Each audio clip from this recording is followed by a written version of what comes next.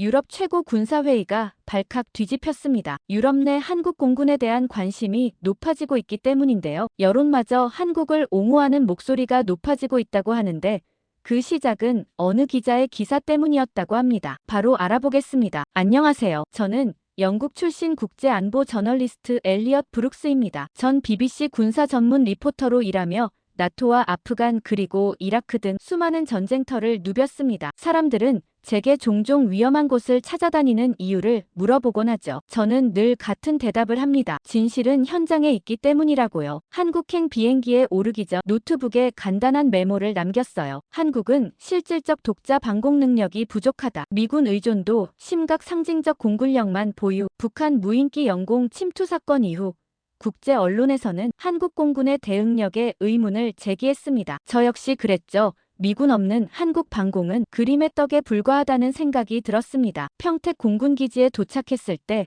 첫인상은 의외였어요. 너무 조용했거든요. 이게 진짜 군사시설인지 의문이 들 정도였습니다. 미군 기지에서 보던 활기찬 움직임과는 달랐어요. 미국의 보호막 아래 있으니 그저 형식적인 훈련만 하는 건가 싶었습니다. 그런 생각을 하고 있는 와중 이준호 소령이 다가왔어요. 이번 취재를 도와주기로 되어 있었죠. 이준호 소령은 단정한 차림의 차분한 목소리를 가진 사람이었어요. 전투 조종사 출신이라는데 지금은 지상 통제 임무를 맡고 있다고 했습니다. 아마 실전 경험이 부족해서 그런가 싶었죠. 물론 한국군은 유사시 미군에 의존할 텐데 굳이 위험한 비행을 고집할 필요가 있을까 하는 생각도 들었습니다. 이준호 소령과 점심을 함께하며 무인기 사건 때 격추 조치가 없었던 이유를 조심스레 물었어요. 실은 격추 능력조차 없는 건 아닌지 의심했습니다. 이준호 소령은 커피를 한 모금 마시더니 총성은 때로 침묵보다 더 큰 혼란을 부른다고 말했어요. 그들은 눈에 보이지 않는 전쟁을 하고 있다고 합니다. 그 말이 제 귀에 걸렸어요. 눈에 보이지 않는 전쟁이라니 또 그럴듯한 변명인가 싶었습니다. 실력이 부족하니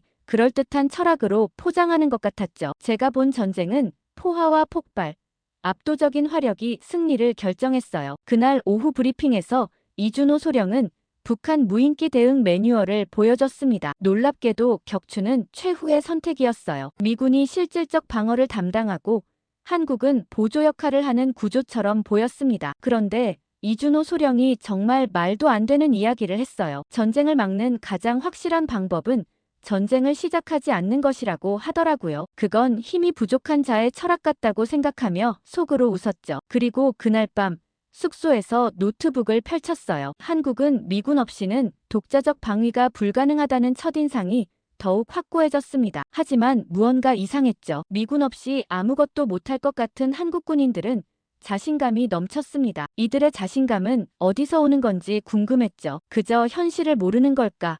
아니면 제가 뭔가 놓치고 있는 게 있는 걸까 고민했습니다. 그리고 다음 날 아침 저는 한국 공군의 실전 대응 훈련 시뮬레이션을 참관하게 되었습니다. 솔직히 큰 기대는 하지 않았어요. 아마도 미군 훈련의 축소판, 그것도 다소 어설픈 모방을 볼 것이라 예상했죠. 전투기가 요란하게 이륙하고 표적을 향해 미사일을 발사하는 흔한 장면을 말입니다. 훈련장으로 향하는 차 안에서 이준호 소령은 오늘의 시나리오를 설명해 주었어요. 북한 무인기 세대가 비무장지대를 넘어온다는 상황이었습니다. 그런데 이상했죠. 이준호 소령이 말하는 대응 방식에 사격 또는 격추라는 단어가 전혀 없었습니다. 그저 추적이나 식별 그리고 유도, 교란이라는 단어뿐이었어요. 의아함을 안고 통제실로 향했는데 저는 깜짝 놀라고 말았습니다. 시뮬레이션 통제실은 예상외로 첨단 장비들로 가득했습니다. 벽면 전체를 채운 대형 스크린에는 한반도 상공의 모든 비행 물체가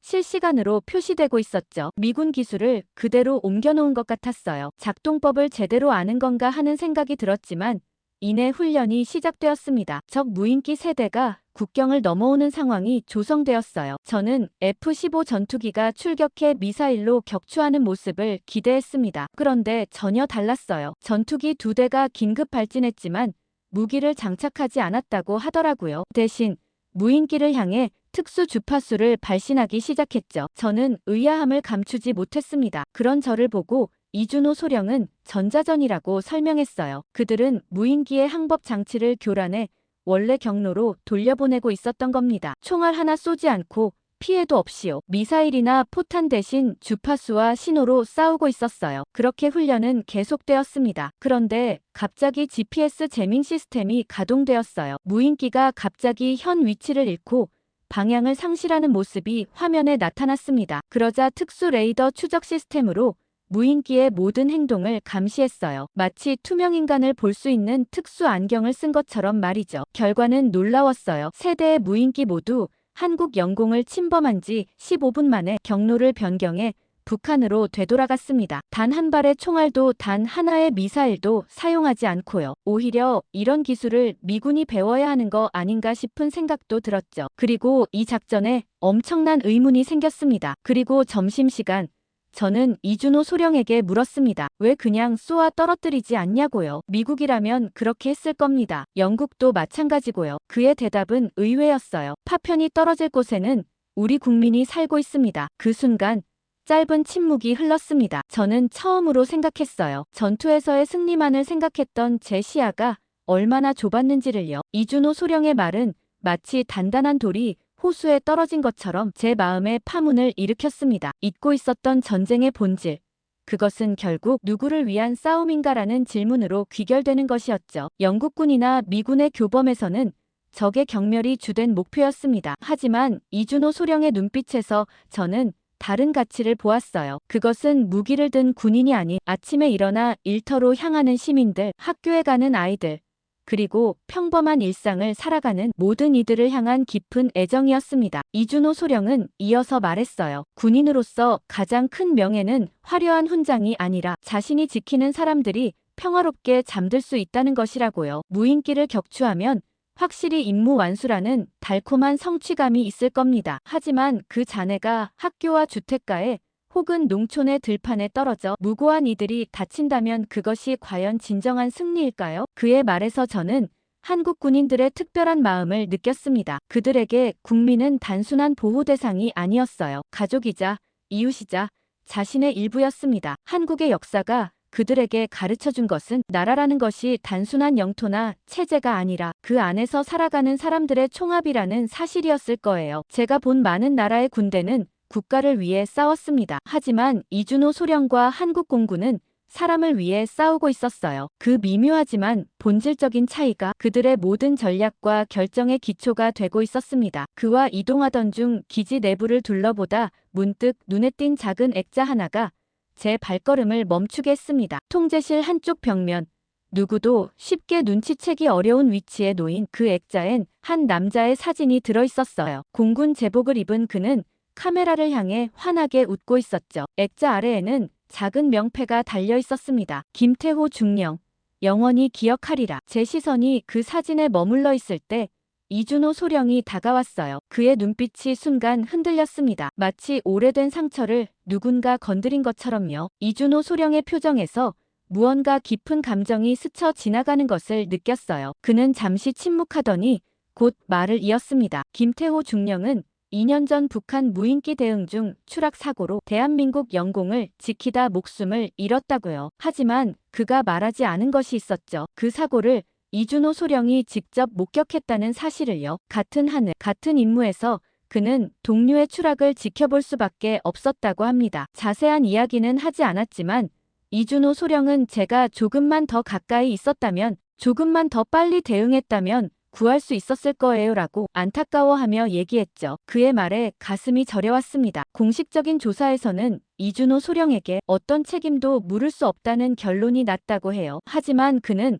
스스로를 용서하지 못했습니다. 동료를 구하지 못했다는 죄책감은 그를 하늘에서 내려오게 했고 이후 지상 통제 임무를 자처하게 만들었죠. 이제서야 왜 그가 지상 근무를 하고 있는지 이해했습니다. 그리고 이준호 소령은 창문 밖 활주로를 바라보며 말했습니다. 이제 그는 다른 조종사들이 무사히 땅으로 돌아오는 것을 지키는 일에 자신의 모든 것을 바치고 있다고요. 그에게 통제실은 단순한 근무지가 아니었어요. 속죄의 공간이자 약속의 장소였습니다. 그의 말을 듣고 있자니 문득 이 조용한 공간에서 벌어지는 전쟁의 의미가 조금씩 다르게 다가왔어요. 총알을 피하는 것만이 용기가 아니라 때로는 이렇게 매일 자신의 상처와 마주하며 누군가를 지키는 것도 전쟁의 한 모습이라는 생각이 들었습니다. 이날 저녁 처음으로 제 노트북에 한국 공군에 대한 시각이 조금씩 바뀌기 시작했어요. 아직 확신할 수는 없지만 그들의 침묵 속에 담긴 의미를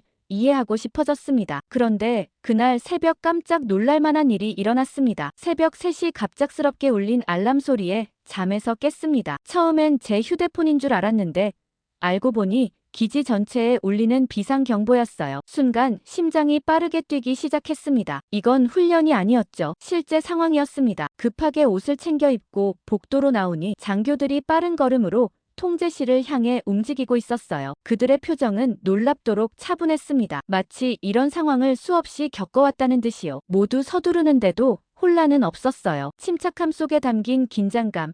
그것이 이 순간을 더욱 현실적으로 만들었습니다. 이준호 소령이 복도에서 저를 발견하고 다가왔어요. 실제 북한 무인기 한 대가 DMZ를 넘어 남쪽으로 이동 중이라고 짧게 설명해 주었습니다. 그의 목소리는 평소와 다름없이 차분했지만 눈빛만은 달랐죠. 작은 불꽃이 타오르는 듯한 집중력이 느껴졌습니다. 통제실로 들어가기 전 이준호 소령은 제게 물었어요. 실제 작전 수행을 지켜보고 싶은지 아니면 안전한 곳에서 기다릴지 말입니다. 주저없이 통제실을 선택했죠. 취재 10년이 넘는 동안 이런 순간을 위해 살아왔으니까요. 통제실은 마치 다른 세계였습니다. 모든 화면이 켜져 있었고 작전 요원들이 각자의 자리에서 빠르게 키보드를 두드리고 있었어요. 큰 소리 하나 없이 오직 간결한 보고와 명령만이 오갔습니다. 마치 오랜 시간 함께 춤을 춰온 무용수들처럼 모두가 완벽한 조화를 이루고 있었죠. 중앙 스크린에는 한반도 지도와 함께 빨간 점이 하나 표시되어 있었어요. 북한에서 출발한 무인기였습니다. 그것은 느리지만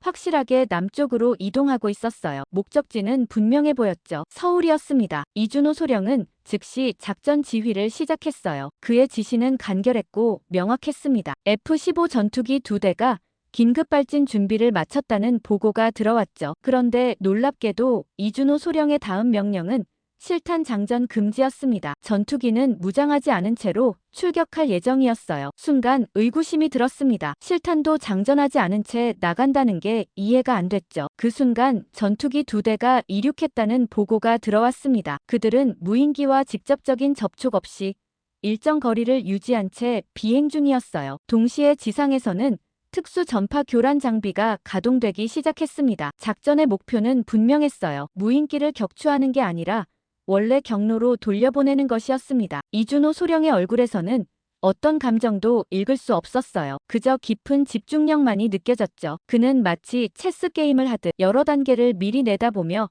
작전을 이끌고 있었습니다. 긴박한 시간이 흘렀어요. 무인기는 전자교란에도 불구하고 계속해서 남하하고 있었습니다. 통제실의 긴장감이 고조되었어요. 이대로 격추 명령이 내려질지도 모른다는 생각이 들었을 때 이준호 소령은 새로운 지시를 내렸습니다. 고도 조정 유도 시작이라고요. 그때서야 이해했습니다. 그들은 무인기를 격추하는 대신 정교한 전자신호로 무인기의 항로와 고도를 조금씩 바꾸고 있었어요. 마치 보이지 않는 손으로 무인기를 부드럽게 인도하듯이요. 그것은 총알 없는 폭발 없는 그러나 매우 정교한 전쟁이었습니다. 모든 것이 실시간으로 펼쳐지는 것을 지켜보며 문득 깨달았어요. 이것이 바로 그들이 말한 눈에 보이지 않는 전쟁이었습니다. 화려하지 않지만 효과적이고 파괴적이지 않지만 확실한 방어였죠. 무인기가 갑자기 멈추었습니다. 통제실의 모든 눈이 중앙 스크린에 집중되었어요. 빨간 점이 더 이상 남아하지 않고 제자리에서 맴돌고 있었습니다. 마치 갈 길을 잃은 아이처럼요. 순간 통제실 내 긴장감이 최고조에 달했어요. 이 침묵의 작전이 성공할 것인지 아니면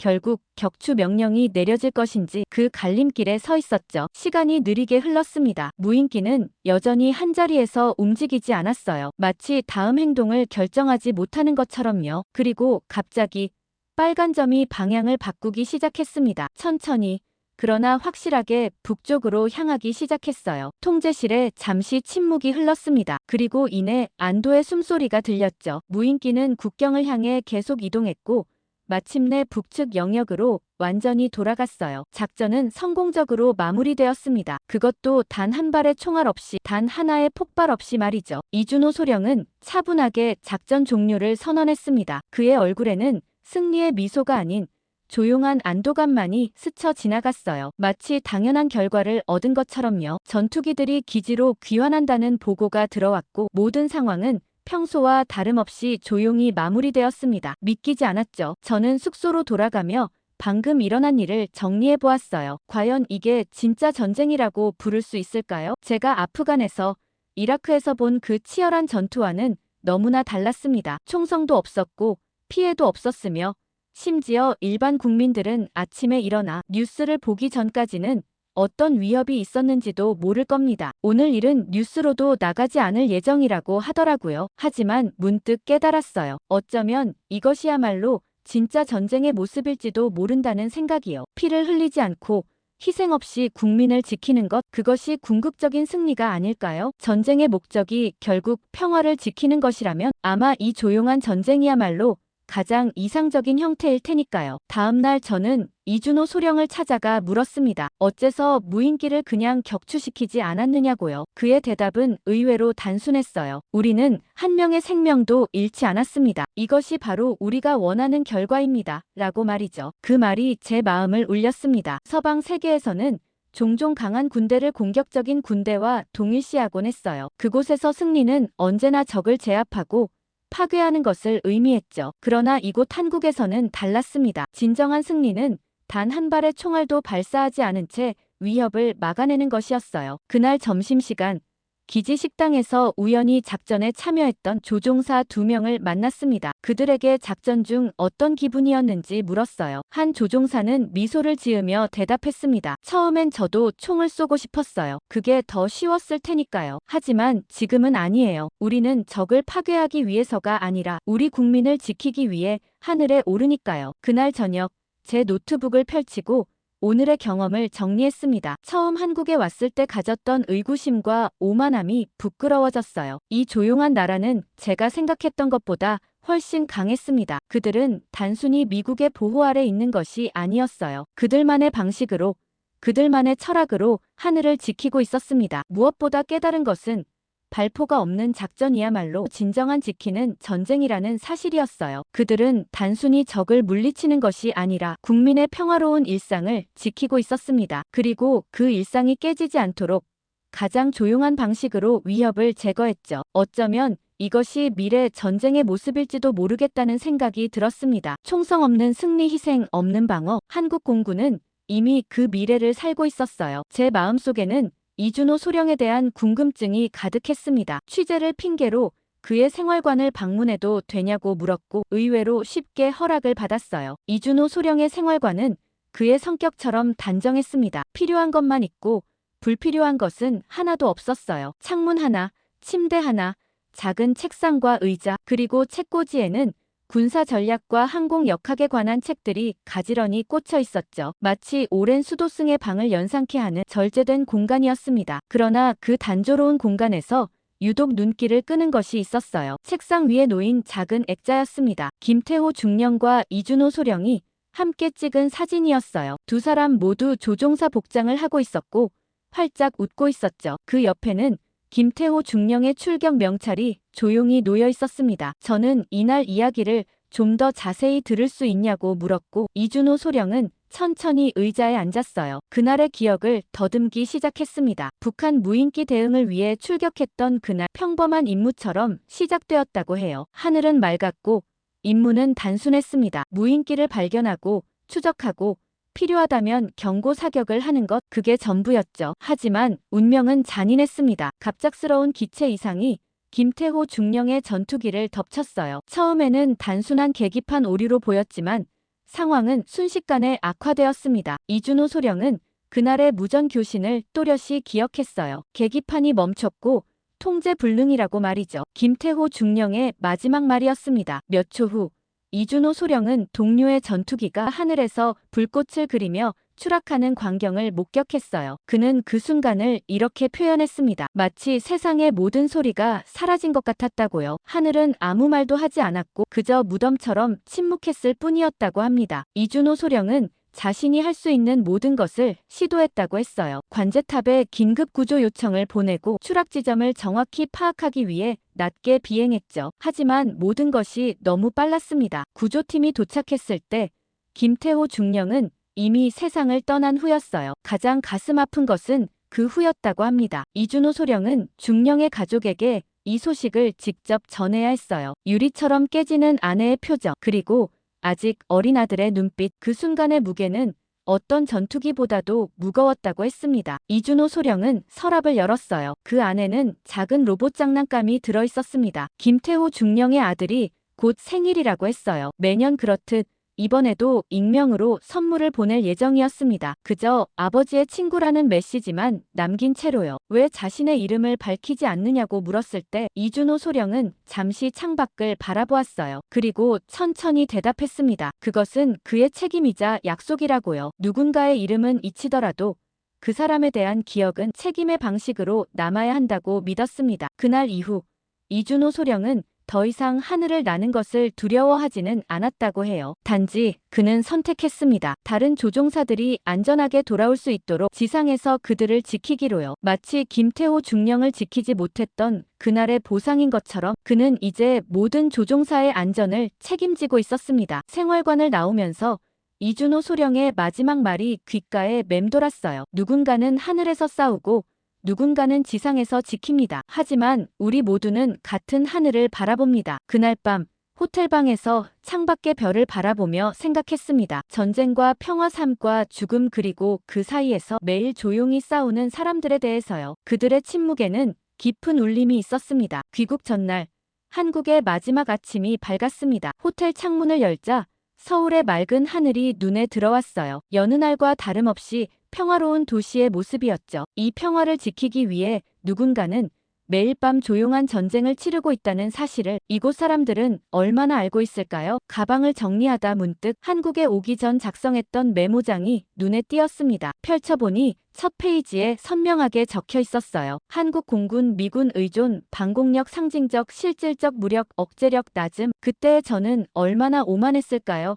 실제로 보고 경험하기도 전에 이미 결론을 내려놓고 있었던 거죠. 창밖으로 보이는 하늘을 바라보며 볼펜을 꺼냈습니다. 그 문장 위에 깨끗하게 선을 그었어요. 지난 며칠간의 경험이 제 머릿속을 채웠습니다. 처음 도착했을 때 느꼈던 의아함, 시뮬레이션 훈련에서 본 놀라운 통제력, 실제 침투 상황에서의 완벽한 대응, 그리고 무엇보다 이준호 소령의 이야기가요. 이 모든 조각들이 이제야 하나의 그림으로 맞춰지는 것 같았어요. 저는 한국의 팩트를 확인하러 왔습니다. 북한 무인기 사건 이후 세계 언론이 던진 의문, 한국 공군은 왜 대응에 실패했는가?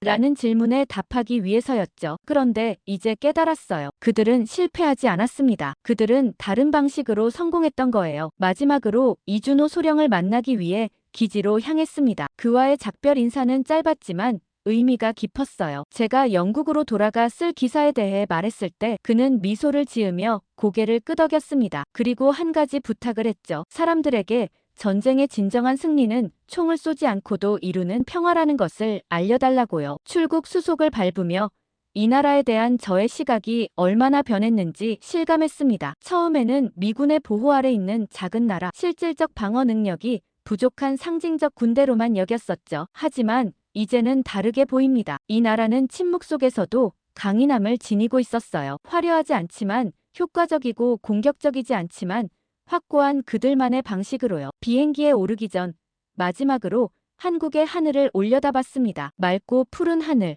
그리고 그 아래 평화롭게 살아가는 사람들. 이 모든 것이 우연이 아니라는 것을 이제는 알고 있었어요. 누군가의 조용한 헌신이 있었기에 가능한 평화였습니다. 기내에 앉아 노트북을 펼쳤습니다. 새로운 기사의 제목을 입력했어요. 조용한 하늘, 침묵의 수호자들. 그리고 써내려갔습니다. 제가 본 것, 배운 것, 느낀 것들을요. 화려한 전투기나 압도적인 화력이 아닌 사람에 관한 이야기였습니다. 김태호 중령을 기억하고 다른 조종사들을 지키기 위해 하늘을 포기한 이준호 소령의 이야기. 총 한 발 쏘지 않고도 나라를 지키는 방법을 찾아낸 이들의 지혜와 용기에 관한 이야기였죠. 영국으로 돌아가는 비행기 안에서 문득 깨달았습니다. 저는 취재를 위해 한국에 왔지만 돌아가는 건 기자가 아닌 한 사람으로서였어요. 팩트를 보러 왔지만 사람을 보고 돌아가는 겁니다. 때로는 가장 중요한 진실이 숫자나 데이터가 아닌 사람들의 이야기 속에 숨어 있다는 것을요. 영국의 사무실로 돌아와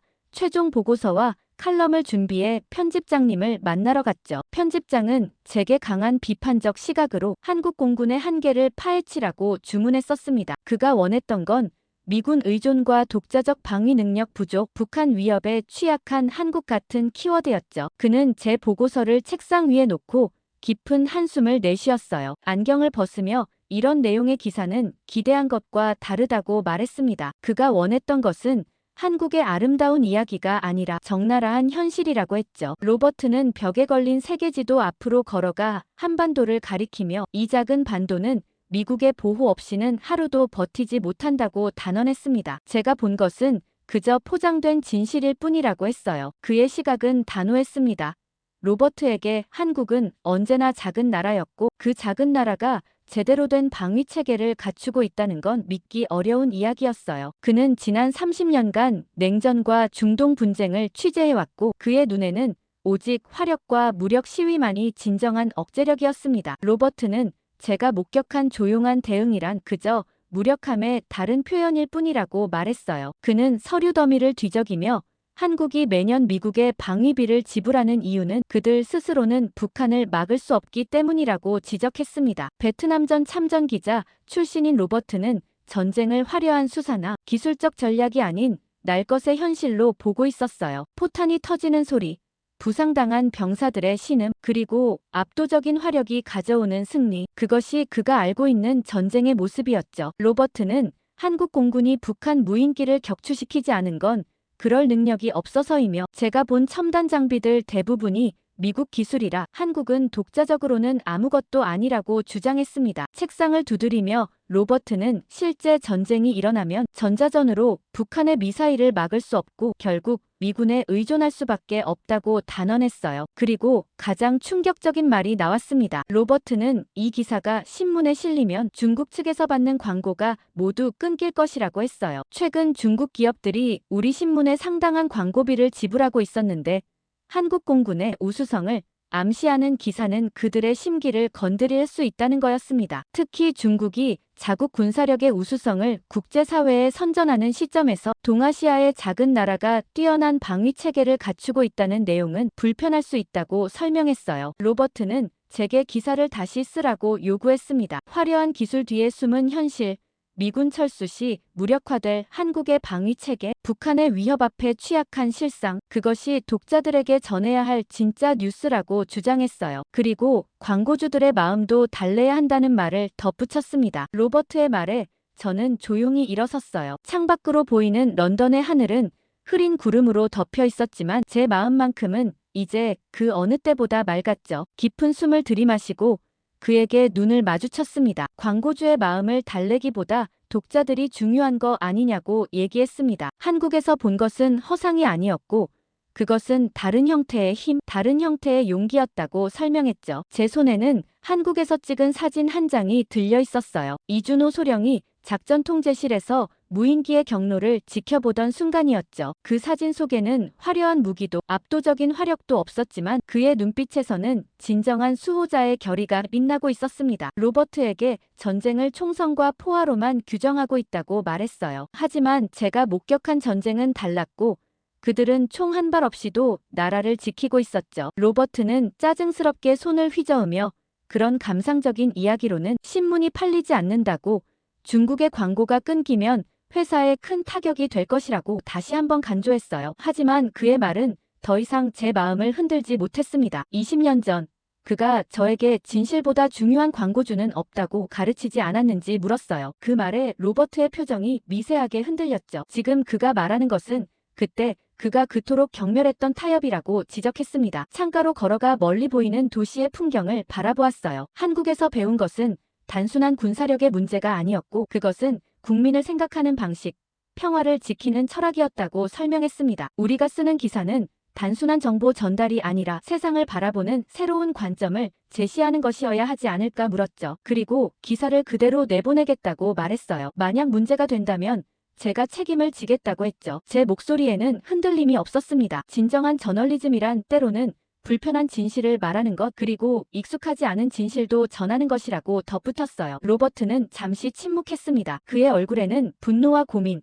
그리고 어쩌면 존중의 감정이 교차하고 있었죠. 마침내 그가 입을 열어 일요판 특집으로 내보내되 반응이 좋지 않으면 월요일자에 다른 시각의 기사를 준비하라는 조건을 제시했습니다. 사무실을 나오며 깊은 안도감이 밀려왔어요. 이것은 단순한 기사 하나의 문제가 아니었죠. 우리가 세상을 어떻게 바라보고 어떤 가치를 중요시하는지에 관한 문제였습니다. 침묵 속에서도 강인하게 나라를 지키는 사람들의 이야기, 그것은 반드시 전해져야 할 이야기였어요. 그리고 칼럼이 발행된 후 예상치 못한 반응이 쏟아졌어요. 수많은 독자들이 메일을 보내왔습니다. 그들은 이 다른 방식의 전쟁에 대해 더 알고 싶어 했죠. 심지어 몇몇 군사 전문가들은 한국 공군의 접근법을 미래 전쟁의 모델이라고 평가하기도 했습니다. 하지만 가장 의미 있는 응답은 한국에서 왔어요. 이준호 소령으로부터 짧은 이메일 한 통을 받았습니다. 그는 제 기사를 읽었다고, 그리고 그날 이후로 김태호 중령의 아들이 처음으로 아버지의 친구가 누구인지 물어봤다고 했어요. 그는 마침내 자신의 이름을 밝혔다고 합니다. 그리고 함께 아이스크림을 먹으러 갔다고요. 반응이 좋아 후속 기사를 쓰는 와중 노트북을 닫으며 생각했습니다. 저는 군사 저널리스트로서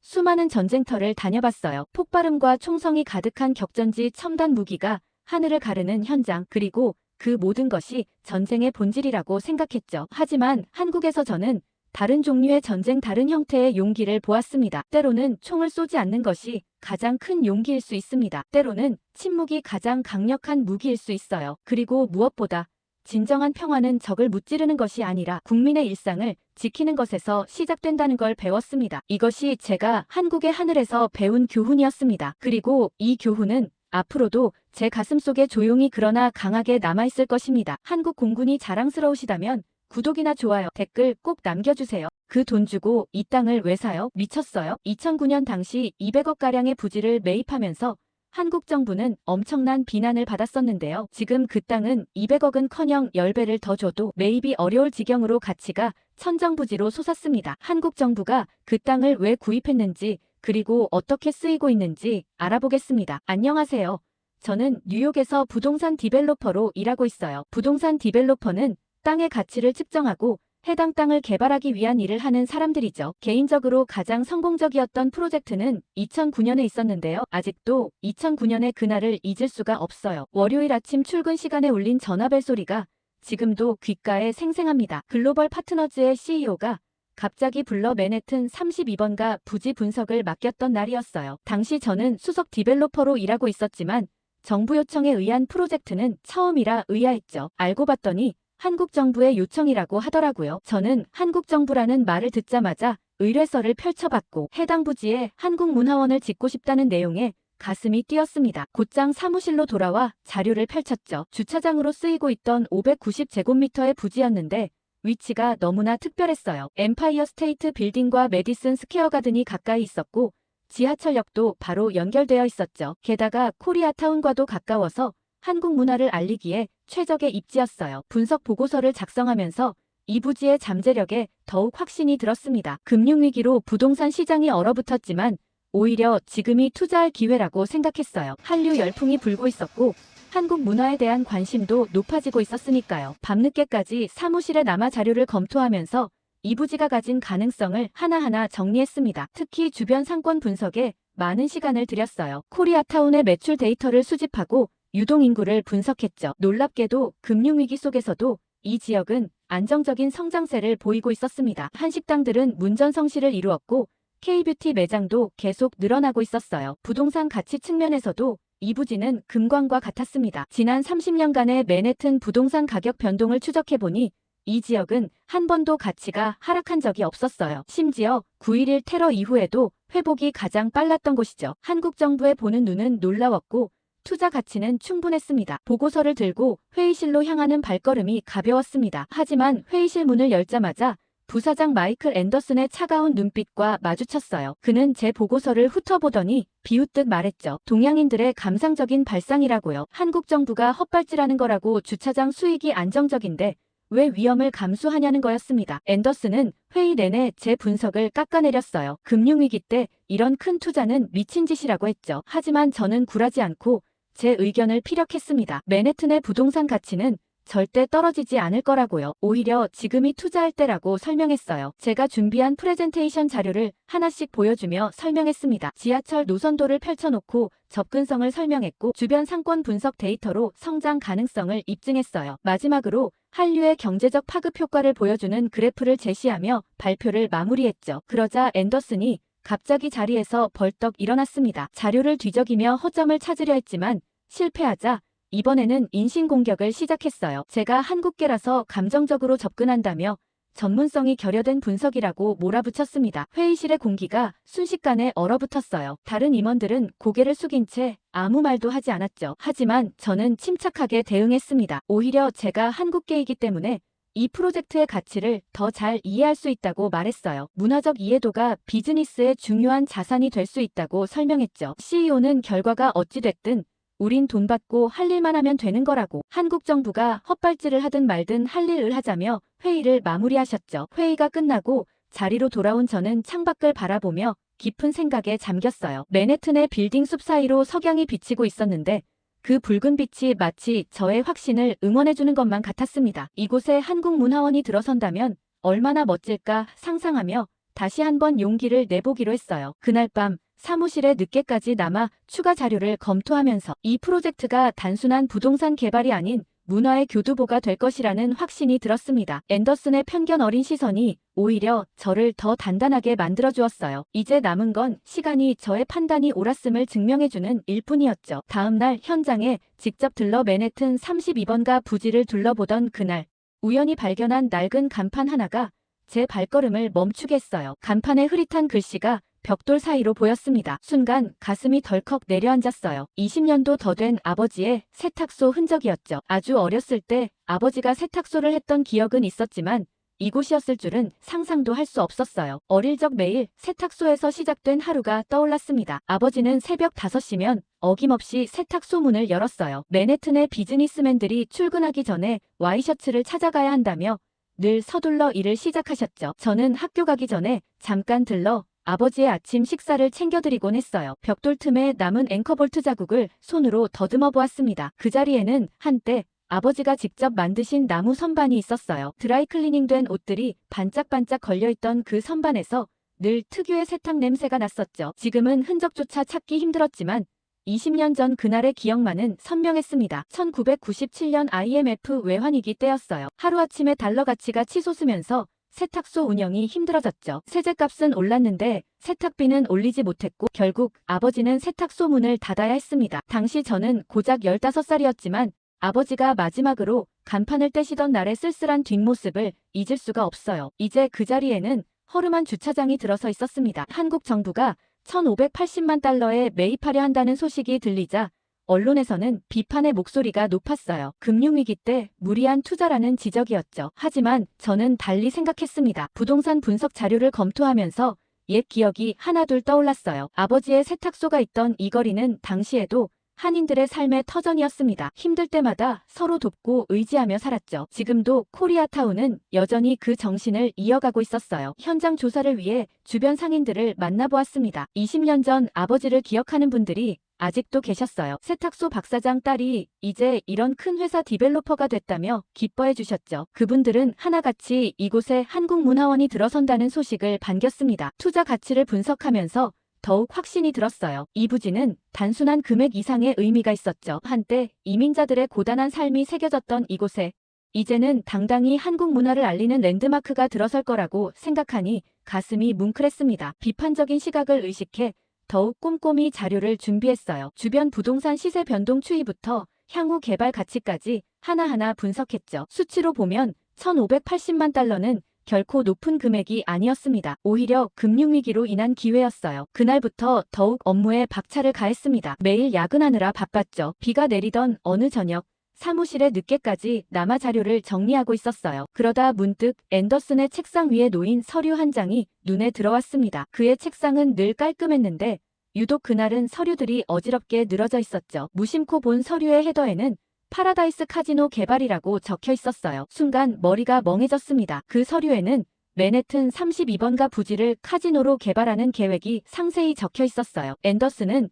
이미 카지노 개발업자들과 몇 차례 미팅을 가졌고 한국 정부의 매입을 막기 위해 다양한 방해 공작을 펼치고 있었죠. 제 의견에 그렇게 비아냥거렸던 것도 전부 그 자리에 카지노를 세우기 위함이었습니다. 충격적인 사실을 확인하고 싶어 다음 날 현장 조사를 나갔습니다. 근처 노인회관을 방문했는데 할머니께서는 저희 팀 말고도 다른 양복 입은 사람들이 수없이 해당 부지에 사진을 찍고 측량을 하고 돌아갔다고 했죠. 그러면서 할머니께서는 여기에 한국문화원이 지어진다고 했는데 그게 아니냐며 제 손을 꼭 잡으시더니 눈물을 흘리셨어요. 저는 너무 당황했지만 할머니께는 그럴 만한 사연이 있더라고요. 할머니는 돌아가신 친구분 얘기를 하셨습니다. 김할머니라고 평생 한글학교 하나 세우는 게 소원이었다고 하셨어요. 이민 온 후손들이 한글을 잊지 않길 바라는 마음에 집집마다 찾아다니며 한글을 가르치셨대요. 추운 겨울에도 더운 여름에도 매주 토요일이면 어김없이 아이들을 모아 한글을 가르치셨다고 합니다. 할머니는 김할머니가 마지막으로 남긴 말씀을 들려주셨어요. 우리 아이들이 제대로 된 교실에서 한글 공부할 수 있는 날이 올 거라고, 꼭 그날이 올 거라고 믿으셨대요. 하지만 그 소원을 이루지 못한 채 돌아가셨다고 합니다. 그 이야기를 듣는 순간 가슴이 먹먹해졌어요. 할머니는 여기 문화원이 생기면 우리 이민 온 후손들이 이곳에서 한글을 배울 수 있을 텐데 뭔가 일이 잘못되고 있는 거냐고 여쭤보셨죠. 만약 앤더슨이 계획하는 카지노가 들어선다면 이 지역 전체가 황폐화될 게 뻔했습니다. 노인회관을 나서는데 할머니들이 들려주신 이야기가 자꾸 귓가에 맴돌았어요. 한글 학교에 다니는 아이들 얘기와 매주 토요일이면 울려 퍼지던 한글 수업 소리, 그리고 아이들과 함께 보냈던 즐거운 시간들까지 그 모든 게 사라질 위기에 처해 있었죠. 사무실로 돌아와 밤새 자료를 정리했습니다. 앤더슨의 비밀 계획을 폭로하기 위해서는 확실한 증거가 필요했어요. 카지노 개발업자들과 주고받은 이메일과 비밀 미팅 일정표 그리고 개발 계획서까지 하나하나 복사해 두었죠. 다음날 아침 일찍 사장님을 찾아갔어요. 앤더슨의 비밀 계획을 모두 공개했고 이 부지가 얼마나 소중한 의미를 가지고 있는지 설명했습니다. 그리고 한국 정부에서 무조건 해당 부지를 매입할 거라고 얘기했죠. 사장님은 깊은 한숨을 내쉬더니 고개를 끄덕였습니다. 앤더슨의 계획이 회사의 가치와 맞지 않는다는 걸 인정했고 한국 정부의 매입을 적극 지원하겠다고 약속했어요. 결국 앤더슨은 프로젝트에서 손을 떼야 했습니다. 저는 부지 매입 과정을 진행시키면서 동시에 건축 설계사를 찾아봤어요. 한국적인 느낌을 충분히 담을 수 있는 설계가 됐으면 했죠. 그런데 그때 한국 정부에서 최지혁 주무관이라는 사람이 프로젝트에 함께 합류하게 되었습니다. 그러면서 최 주무관은 맡기고 싶은 사람이 있다며 설계도 일을 자기에게 달라고 했죠. 솔직히 처음엔 의심스러웠어요. 부동산 개발이라는 게 워낙 돈이 많이 되는 사업이다 보니 이런 일에 개인적인 이익을 얻으려 하는 사람들이 많았거든요. 하지만 최 주무관이 받아온 설계도를 보고 저는 믿기지 않았어요. 처음 본 순간 눈을 의심할 수밖에 없었습니다. 설계도의 통유리 외벽이 마치 한복의 곡선처럼 우아하게 휘어져 있었죠. 햇빛이 비치면 유리를 통해 내부의 한국적 곡선이 은은하게 비치도록 설계되어 있었습니다. 설계도를 자세히 살펴볼수록 놀라웠어요. 지하 2층부터 지상 7층까지 각 층마다 특별한 의미가 담겨 있었죠. 지하 2층은 200석 규모의 공연장이 들어서고 지하 1층은 전시 공간으로 꾸며질 예정이었습니다. 특히 공연장 천장은 전통 처마의 곡선을 현대적으로 재해석했어요. 1층 로비는 25m 높이의 보이드 공간으로 설계되어 있었습니다. 그 공간을 통해 한옥의 마당처럼 하늘이 보이도록 했죠. 2층은 정원이 있는 전시 공간, 3층은 한글 도서관이 들어설 예정이었어요. 아버지가 그토록 바라시던 한글 학교는 4층에 자리 잡을 거라고 했습니다. 가장 인상적이었던 건 5층 세미나실이에요. 전통 마루의 구조를 현대적으로 재해석해서 좌식과 입식을 자유롭게 변형할 수 있도록 설계했죠. 사무 공간도 한국의 미를 살리면서도 실용성을 갖추도록 했습니다. 설계도를 보면서 최 주무관의 얼굴을 번갈아 바라보았어요. 이건 생각했던 것보다 훨씬 더 웅장하고 아름다운 문화원이었거든요. 최 주무관이 소개한 건축가들과 미팅을 하면서 더욱 놀라웠어요. 그들은 한국 전통 건축의 철학을 현대적으로 표현하는데 심혈을 기울였다고 했습니다. 처마의 선, 기둥의 비례, 창호의 패턴까지 하나하나 한국적 정서를 담았다고 해요. 특히 통유리 외벽은 혁신적이었습니다. 낮에는 투명한 유리를 통해 내부의 한국적 공간이 드러나고 밤이 되면 은은한 조명으로 한복의 곡선이 맨해튼의 밤하늘에 부드럽게 새겨질 거라고 했어요. 마치 한복을 입은 듯한 건물이 될 거라고 했죠. 복도마다 설치될 미디어월도 인상적이었습니다. 한국의 사계절, 전통 문양, 현대 미술을 디지털로 구현해서 보여줄 수 있도록 했어요. 관람객들은 걸으면서 자연스럽게 한국 문화를 체험하게 될 거라고 했죠. 놀라운 건 그 설계를 맡은 건축가들이 모두 외국인이었는데 한국 문화에 굉장히 관심이 많은 사람들이었다는 점입니다. 한국 문화에 대한 연구와 사랑으로 이런 디자인을 만들 수 있었던 거죠. 우여곡절 끝에 공사가 시작되었고 이제 기다리기만 하면 된다고 생각했어요. 하지만 2020년 3월의 어느 날 아침 공사 현장에 도착하자마자 가슴이 철렁 내려앉았어요. 평소라면 바쁘게 움직이고 있을 크레인들이 모두 멈춰 서 있었습니다. 코로나가 뉴욕을 강타했고 도시 전체가 봉쇄되면서 건설 현장도 중단 위기에 처한 거였죠. 현장 소장은 안전수칙 때문에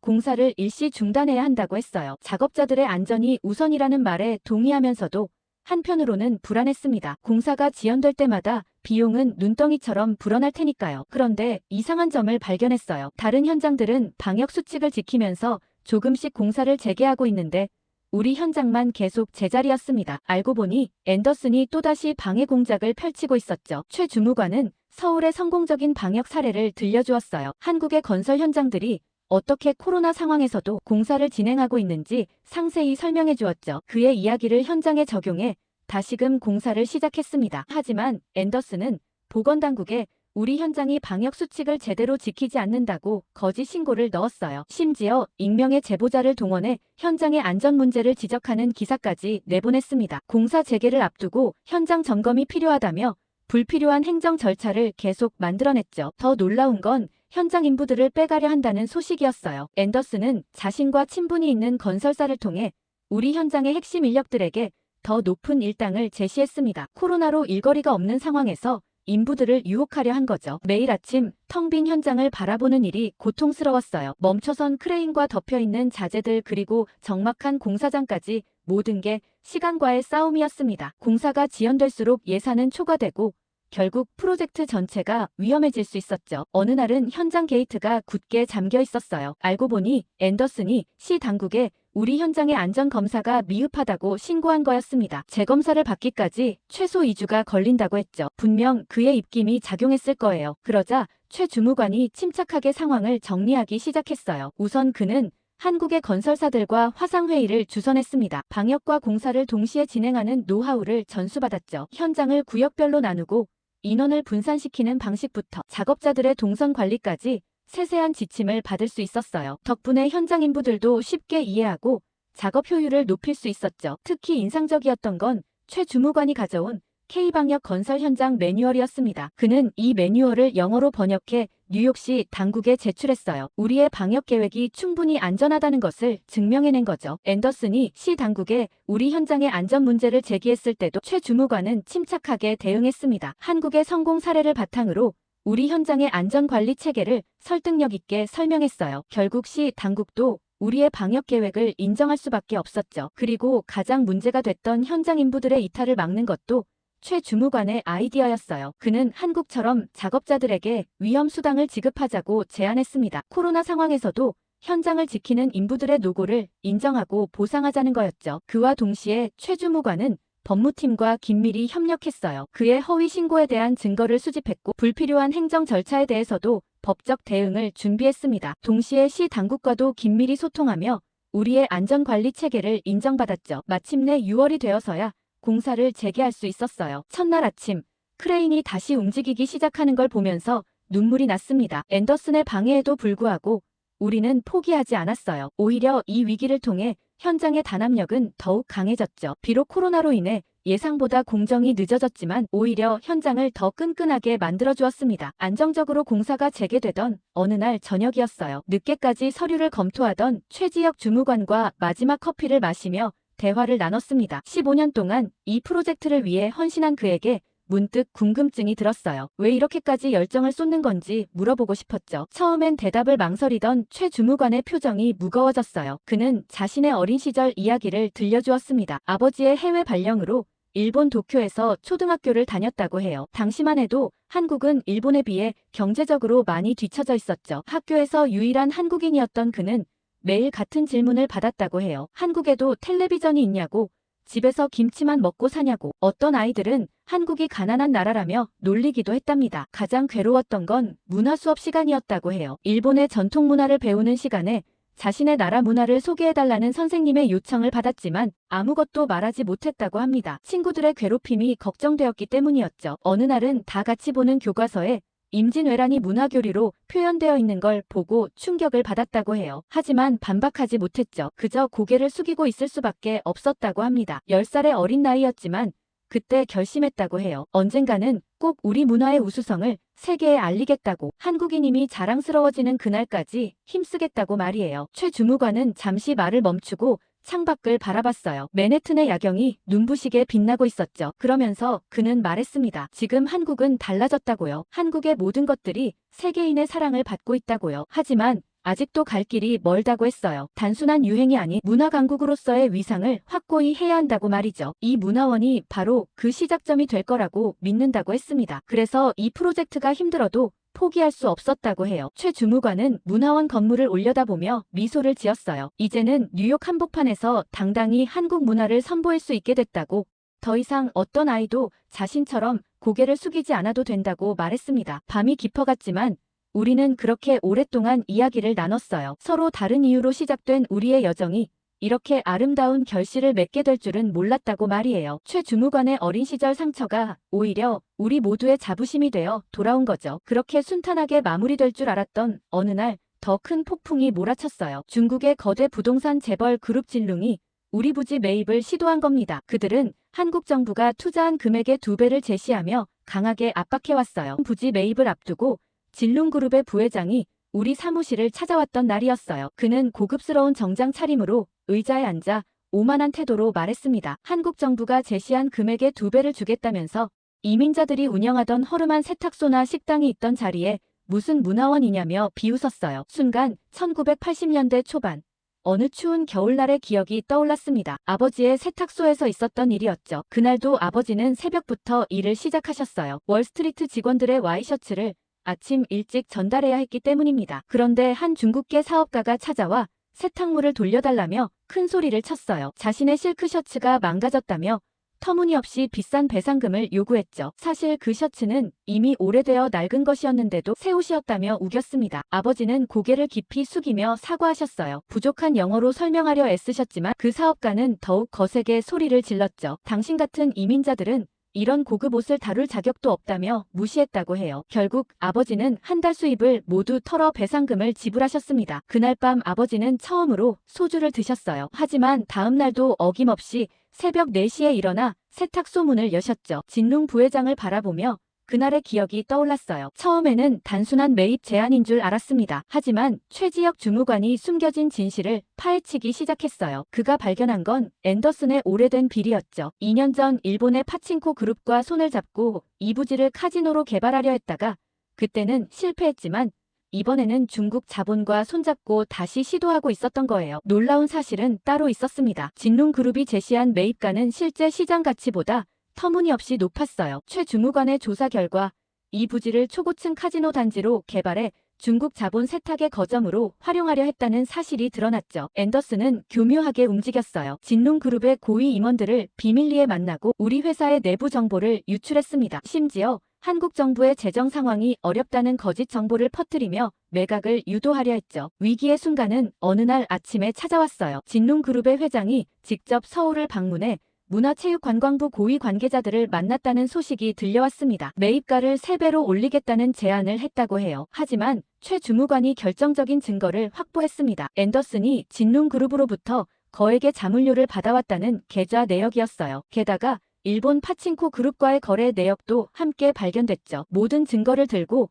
사장님을 찾아갔습니다. 최 주무관은 앤더슨의 2년간의 비리를 상세히 보고했어요. 일본 기업과의 유착관계, 중국 자본과의 검은 거래, 회사 기밀 유출까지 모든 것이 밝혀졌습니다. 사장님은 즉시 앤더슨을 해고했어요. 15년간 회사를 위해 일했다는 그의 항변도 소용없었죠. 이번이 2번째였고 비리의 증거가 너무나 명백했으니까요. 앤더슨은 씁쓸한 표정으로 회사를 떠났고 진룽그룹의 매수 시도는 실패로 끝났어요. 문화체육관광부는 이 부지가 단순한 땅이 아닌 한국 문화의 상징이라며 매각은 없을 것이라고 선언했습니다. 오히려 이번 일을 계기로 문화원 건립에 더 큰 의지를 보여주었죠. 최 주무관은 이 모든 과정을 지켜보며 담담히 미소 지었어요. 한국 문화의 자존심을 지켜낸 것도 기쁘지만 검은 자본의 유혹을 이겨낸 것이 더 값진 승리라고 말했습니다. 이제 우리 앞에는 문화원을 완성하는 일만 남았죠. 그날 이후 현장의 분위기는 더욱 단단해졌어요. 우리가 짓는 건물이 단순한 문화원이 아닌 한국의 자존심을 지켜낸 승리의 상징이 된 거니까요. 앤더슨이 떠난 자리에는 새로운 희망이 자라나기 시작했습니다. 2021년 어느 날 공사장 앞에서 놀라운 광경을 목격했어요. 수십 명의 젊은이들이 문화원 건설 현장을 배경으로 틱톡 영상을 찍고 있었습니다. 알고 보니 SNS에서 한국 문화를 알리는 해시태그가 트렌드가 된 거였죠. 처음에는 단순한 SNS 유행인 줄 알았어요. 하지만 최지혁 주무관이 보여준 데이터는 달랐습니다. 코로나 이후 한국 드라마와 K-팝의 인기가 폭발적으로 늘었고 특히 MZ세대 사이에서 한국 문화에 대한 관심이 급증했대요. 그러던 중 뉴욕의 한인 2세들이 찾아왔습니다. 그들은 자발적으로 모임을 만들었다고 했어요. 문화원이 완공되면 한국 문화 홍보대사로 활동하고 싶다며 지금부터라도 돕고 싶다고 했죠. 이들의 열정은 놀라웠어요. 매주 토요일마다 공사장 주변에서 한국 문화 소개 행사를 열었습니다. K-팝 커버댄스 공연부터 한식 시식회까지 자신들만의 방식으로 한국 문화를 알렸죠. 처음엔 10여 명이었던 참가자가 수백 명으로 늘어났어요. 특히 인상적이었던 건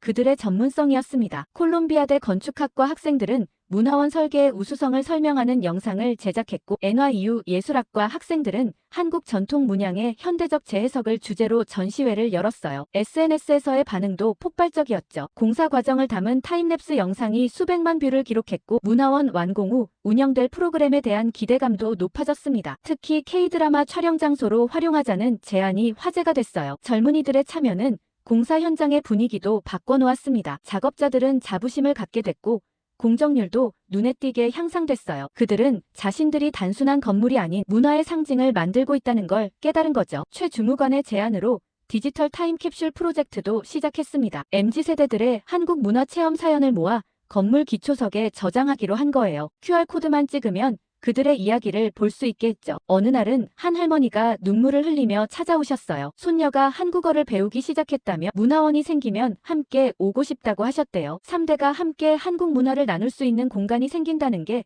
너무 감격스럽다고 하셨죠. 이제 공사장 가림막은 거대한 캔버스가 됐어요. MZ세대 아티스트들이 한국의 전통 문양과 현대 아트를 접목한 작품을 그렸죠. 지나가는 사람들의 포토스팟이 됐고 뉴욕 미술계에서도 주목받게 됐습니다. 이윽고 개관식 날 아침 문화원은 사람들로 북적였어요. 로비에는 한복을 곱게 차려입은 어르신들이 삼삼오오 모여 계셨습니다. 그 중에서 특히 한 할머니가 눈에 띄었죠. 40년 전 처음 뉴욕에 오셨다는 김영옥 할머니였어요. 할머니는 떨리는 손으로 문화원의 벽을 쓰다듬으셨습니다. 1970년대에 뉴욕에 처음 왔을 때는 한국말을 하는 것조차 눈치 보였다고 하셨어요. 작은 세탁소에서 시작해 자녀들을 키우느라 힘들었던 시절을 떠올리시며 눈시울을 붉히셨죠. 지하 공연장에서 풍물놀이가 시작되자 할머니의 표정이 환하게 피어났어요. 사물놀이 소리가 울려 퍼지자 어르신들이 하나둘 자리에서 일어나 어깨춤을 추기 시작했습니다. 젊은 시절 고향에서 들었던 장단이 그리웠다고 하셨죠. 2층 체험장에서는 떡매치기가 한창이었어요. 할머니는 손주들에게 떡매치는 법을 가르쳐 주셨습니다. 어린 시절 설날이면 항상 가족들과 함께 떡을 만들었다며